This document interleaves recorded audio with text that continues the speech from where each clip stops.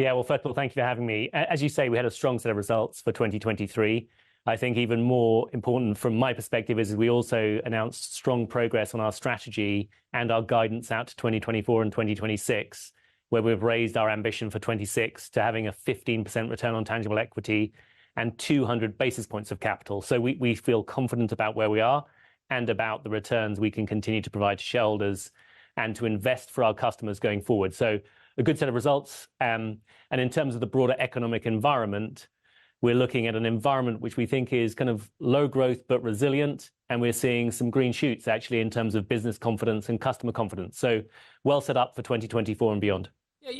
Interestingly, we were looking at the Barclays numbers a couple of days ago, and they got a big bang for their buck on the share price move on the back of a much lower ROTE going forward in their outlook as well. Do you feel a bit hard done by, Charlie? The market's not looking at your ROTE and your capital levels and your NIMs out to 26? Well, no, we're very much focused on what we deliver. And if you look back in the last 2 years since I've been here, we've given strong capital distributions every year in quite an uncertain economic environment. And we're confident in the returns we're going to continue to provide in 24, 25 and 26. So, my job is to stay focused on supporting my customers and building greater shareholder value from Lloyds Banking Group for my shareholders. And we feel good about that. Yeah, OK.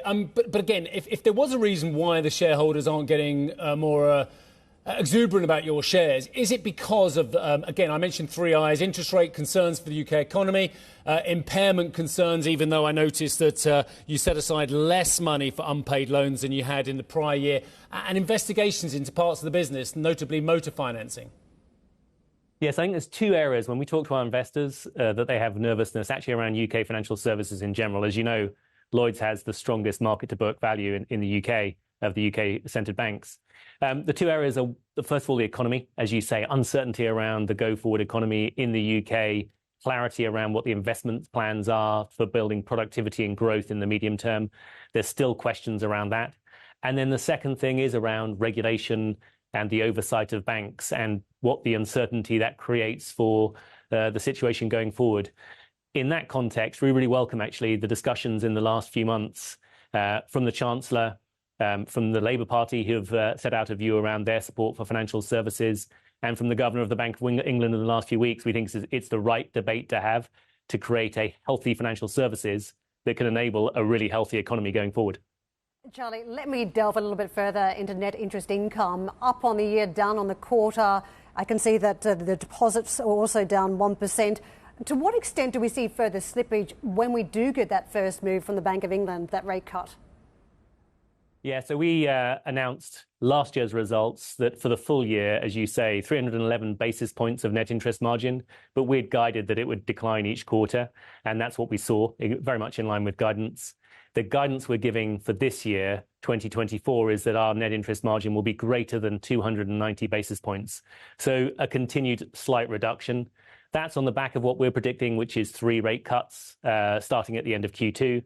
That's very in line with the market's view of the yield curve. Obviously, that could change. The good news is, obviously we have a business model and we have a set of strategic investments and initiatives that are going to be able to offset that revenue headwind that will come from a reducing NIM as we continue to grow investments, revenues around the investments we're making, and actually as we continue to invest in the balance sheet into 25 and 2026. Charlie, as you produce that impairment charge of £308 million for the year, can you comment on the big debate that's been taking place at a macro level as to whether central banks are going to be too late to cut at this stage? Any evidence of cracks starting to appear out there, whether it's with business or retail customers?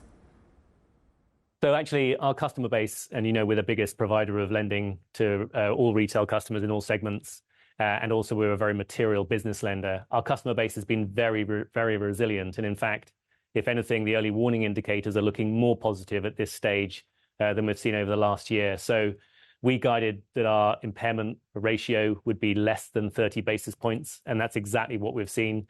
And we think that'll be stable or strong going forward. We're not worried about that.